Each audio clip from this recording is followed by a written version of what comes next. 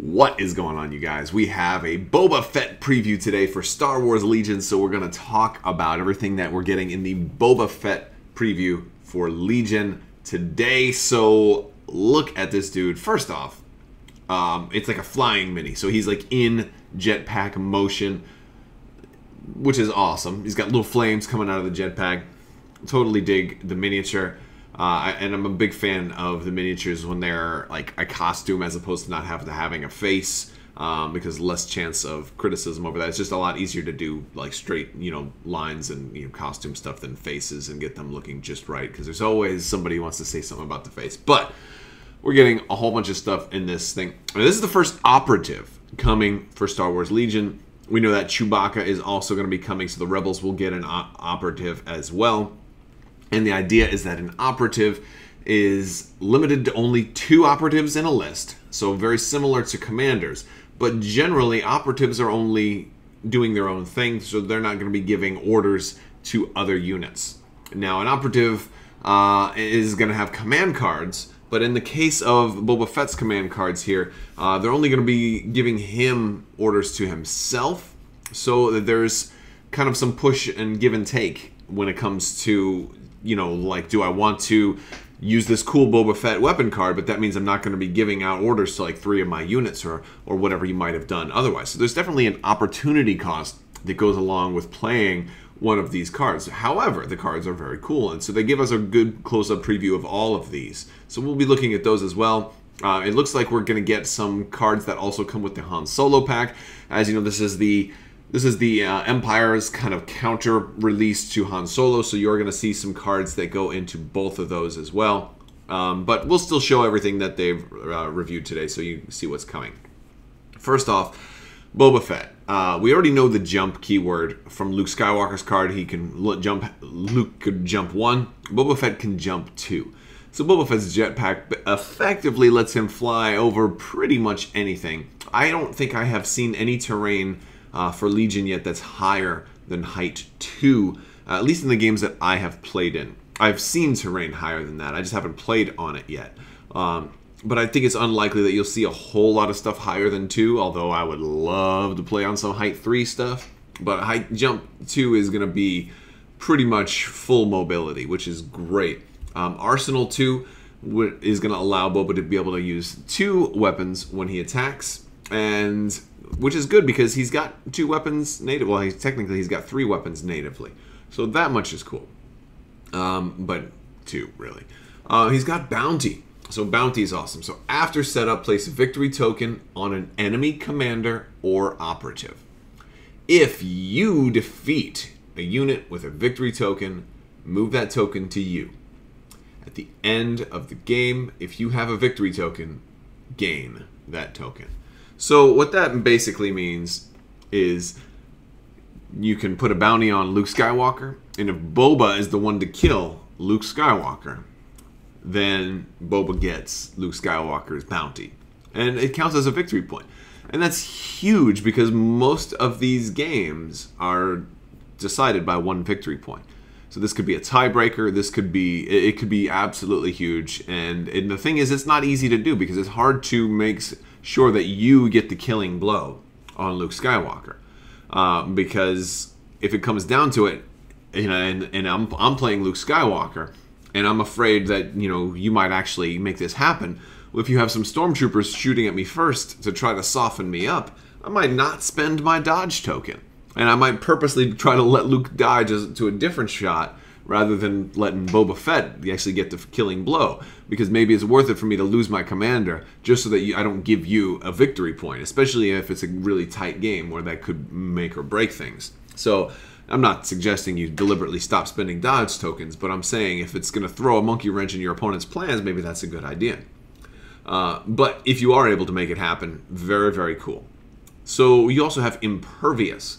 While defending, if the attack pool has Pierce X, roll X additional defense dice. So however much Pierce somebody is rolling, you get extra dice on top of that. That means it's a little bit more tricky for you to be pierced, which is good considering he's got Mandalorian armor.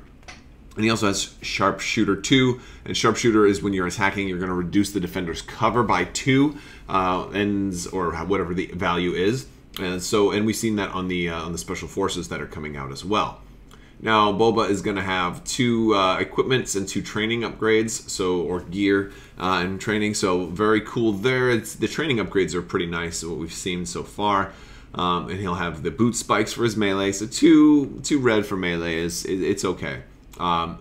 He has 2 black for the wrist rocket and 2 black for the EE3 carbine. Now the EE3 carbine is range 3 and the wrist rocket's only up to range 2. Wrist rocket has impact, which is definitely nice. It's nice to have impact 1 even on small attacks, because there's a good chance you can get that damage through.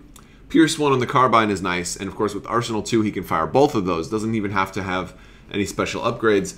But it's like, so if you don't want to include his command cards, sure, but you may once we look at the command cards. Now he does have surge to crit and also defensive surge with a red defense die, which means between impervious, a red defense die, defensive surge, Boba's going to be really hard to kill. He's got 5 health, so he doesn't have that much health, but it's going to be very hard to kill. Now, courage value is 3 here, which is important because chances are you're going to, if you try to kill Boba, you're going to be shooting Boba a lot, and he's going to be ignoring a lot of that damage. Because of that, he's likely to accumulate a pretty good amount of suppression.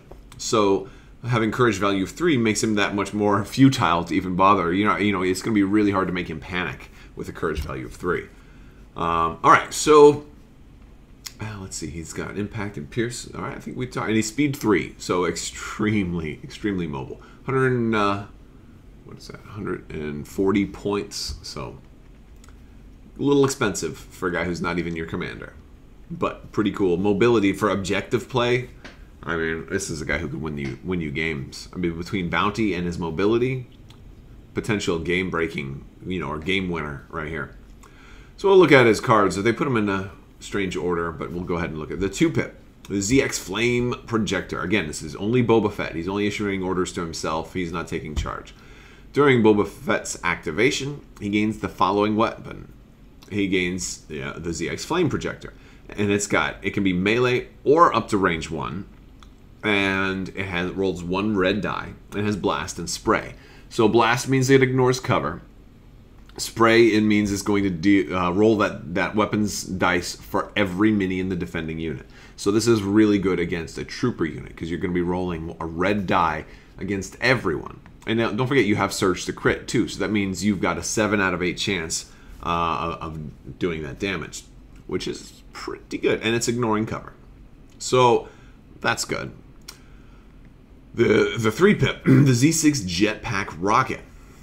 All right, we've got, during his activation, he gains the following weapon. He gains a 3 to 4 ranged attack of 3 red dice, blast, and impact 2. So if Boba needs to try and take down a snow speeder or something like that, he can totally do that. And he might want to shoot. Don't forget, now he's got impact, so he can attack with that weapon and maybe his wrist rocket. If he's well, maybe not, because they're totally different ranges. But he might go ahead and combine that with the EE3 carbine. If they're at range 3, now he gets an extra 2 black, impact 2, surge to crit, blast. So again, the snow speeder is not going to be able to get rid of 1, and pierce. So he could be very effective at taking out a snow speeder. He could do a lot of damage that way. Pierce is always nice. All right, and then his 1-pip, the whipcord launcher. This one's particularly interesting. Boba Fett can perform moves while engaged with a unit that has 1 or more immobilized tokens. During Boba Fett's activation, he gains a free action. Choose an enemy trooper at range 1 and in line of sight. It gains 2 immobilized tokens and 2 suppression tokens. That's free. That happens automatically. So if he's tied up, he can just be like, you're immobilized, I'm out of here. And he can move like as normal. As a matter of fact, he can attack you first and then fly away. He can attack you in melee if he wants. Which would be really nice, if you could combine these. If you had the flamethrower too, you could just be like, oh, I'm in melee with you guys, flamethrow, and then fly away. But in this case, now he can just fly away and shoot you, which is good. He wants to be able to do that. He wants to be able to shoot since he's got Arsenal 2. And as far as immobilized tokens, they appear to be basically just limiting or stopping somebody's movement. And also the 2 suppression on top of that. So that's really going to mess somebody up. That could be a great way to really shut people down, especially enemy Bobas. Maybe if you have a mirror match and you have Boba versus Boba, you want to try to get this out and tie up the other Boba to limit his mobility, because that's one of his biggest assets. This could also help prevent a jumpy Luke from jumping all over the place. Very cool stuff. We're getting Hunter. While attacking a wounded trooper unit during the roll attack dice step, you may gain an aim token. Always nice. We're getting Duck and Cover. While defending against a ranged attack, during the apply, dodge, and cover step, you may gain a suppression token. Again, I think I've talked about this card before. The useful thing about this is it's during the apply, dodge, and cover step. So it's especially good if you've already gone and now you're being shot at, and you can just say, all right, I'll take a suppression now. It's going to cancel one of your dice right away. And also for all future attacks. The problem is you're being attacked, so you'll probably end up with multiple suppression. But with a courage value of 3, that's not a problem. Plus, you're going to remove one at the end of the turn anyway. And then emergency stims. This can save your life during an attack when you would suffer wounds. Prevent up to 2 wounds and place an equal number of wounds on this card instead. I have mixed emotions on this card, but I think it's great for a final round play. Like, oh well, it's because I'm going to take the damage next turn, so this can keep me alive. And that's everything we got. I'm pretty impressed with Boba. Let me know what you guys think in the comments below. My biggest complaint is that he doesn't have this. He's got a lot of weapons. He doesn't have a riot control baton, and this thing is nuts. So if Boba had one of these, then maybe he could go toe to toe with a Jedi. But I'm not that impressed. Because, oh, by the way, check out my review for this thing. I'll put a link to that over here. And I want to thank you guys so much for watching. If you like this video, go ahead and give it a thumbs up. Don't forget to subscribe. Let me know what you think down in the comments below. Don't forget to click that bell for alerts so you don't miss out on future updates. I am still giving away an Armada core set right now, so definitely check out my Armada videos. I'll put out a link to one of those over here as well. I want to thank you guys so much for watching, and have a great day.